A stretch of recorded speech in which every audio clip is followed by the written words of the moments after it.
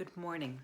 This morning I offer you insights from Glenn Mitchell, who says several therapist friends report an uptick in anxiety of late among those they work with.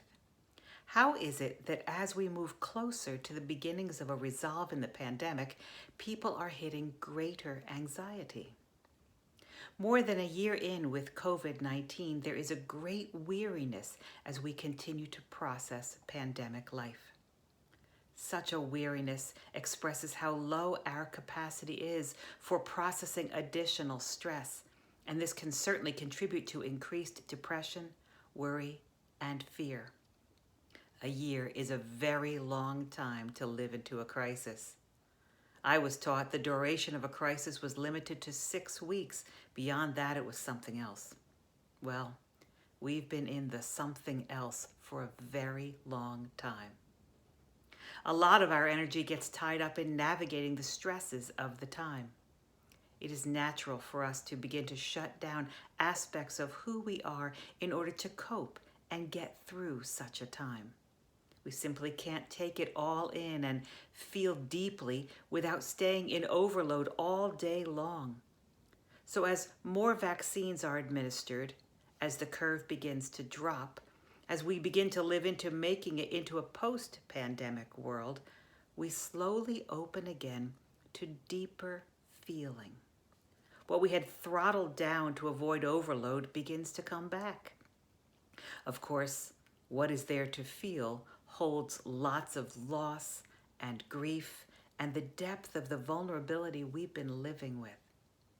Tears in this time are as normal of a reaction to good news as our feelings of relief. When we feel again more freely, taking in the magnitude of this year will be part of what we open to emotionally. In this vein, increases in anxiety become one of the signs of our beginning to move out from under the weight of the pandemic. The bad news is, we may feel worse as things get better. The good news is we are feeling.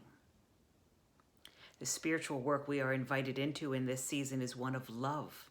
It begins by embracing with love what we feel as we open more of ourselves to the fullness of the life we are living. Love continues with releasing judgment and blame, however it may be focused. Love propels us toward a tender acceptance of ourselves as we are and all our feeling offers us. Love fuels a gracious patience with ourselves and with others as we move through these challenging months. Love honors all the ways we stumble towards self-care and the heartfelt caring for others. He concludes with, I feel gratitude for all the feeling we are opening to. I trust love to shepherd us through all that our feeling brings to us. Friends, as you go into this day, know that God is with you.